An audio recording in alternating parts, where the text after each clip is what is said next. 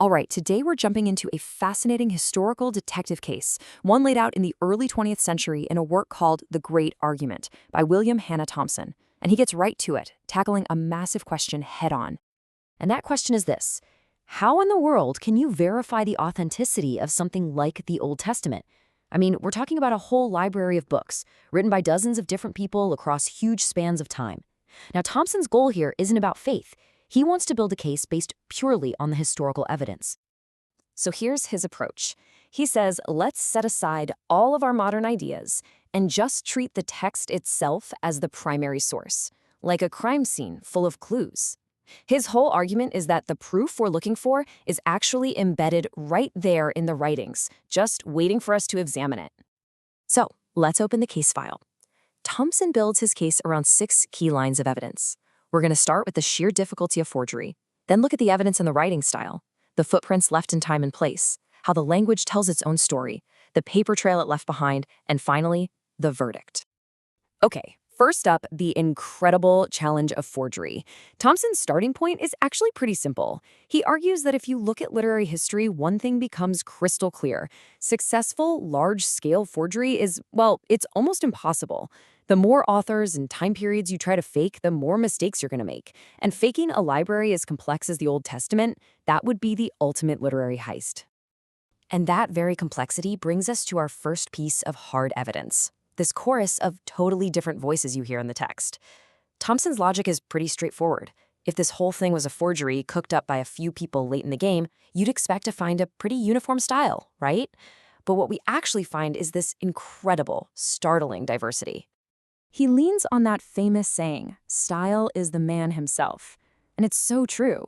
A writer's style is like their fingerprint. It reveals everything about them, their mind, their era, their unique way of seeing the world. And by that standard, the Hebrew scriptures are just a symphony of distinct voices.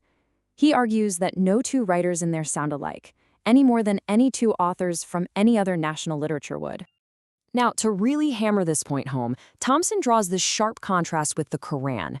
As he points out, Mohammedan theology describes the Quran as being conveyed to just one person in a single language. The Old Testament, on the other hand, presents itself as this composite library from tons of different authors. For Thomson, putting these two side by side just makes the unique diversity of the Old Testament's voices pop. Okay, so beyond the author's voices, Thomson zooms in on the world they're actually describing. This next line of evidence is what he calls unconscious accuracy.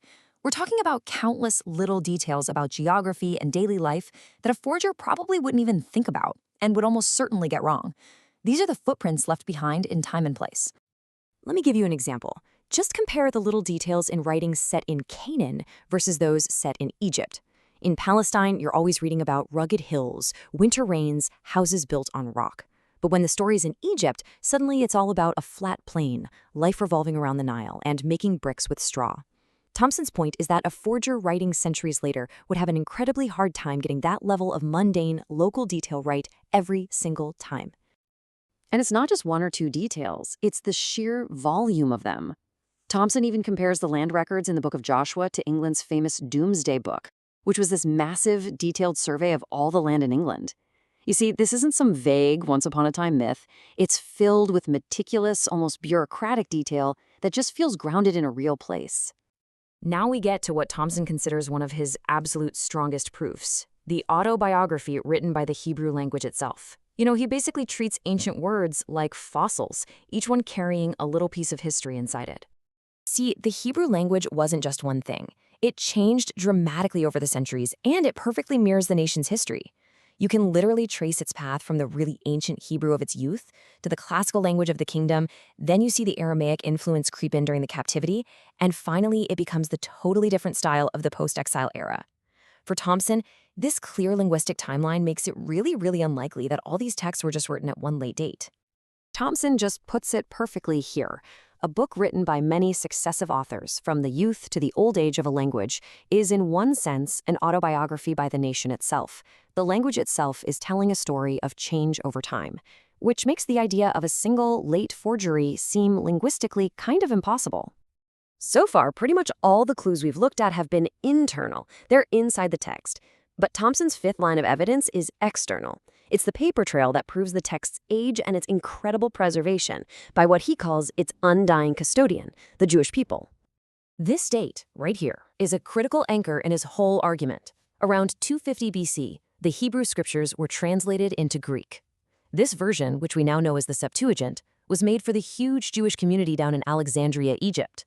Its existence is historical proof that the Old Testament texts were already ancient and totally established long, long before the Christian era even began. And the way they preserved that text, while it was nothing short of an obsession, to make sure every copy was perfect, ancient Jewish scholars, the scribes, didn't just copy it. They counted the verses in each book, they found the middle verse of each book, they even counted how many times every single letter of the alphabet and specific words appeared. This fanatical level of care, Thomson says, just blows up any idea that these texts were just casually changed over the centuries. So, after all that, what's the final verdict? Well, Thomson brings all these different threads together, arguing that it's not any one single clue, but the cumulative weight of all the evidence that really makes the case for authenticity. And when you lay it all out like this, you can really see how the evidence starts to converge. You've got the diverse styles, the historical and geographic details, the way the language itself changes over time, and the documented proof of its age. They all point in the same direction, and each one reinforces the others. For Thomson, this wall of evidence presents a huge challenge to any theory that this was all a large-scale forgery or a late-date invention. He basically concludes that it becomes incredibly difficult to explain how this library of texts came to be, if it's just a collection of unauthentic documents. And that leaves us with a pretty profound final thought. Thomson's whole case is historical, right? It's built on literary and linguistic analysis, but it can't help but push us toward a much deeper question.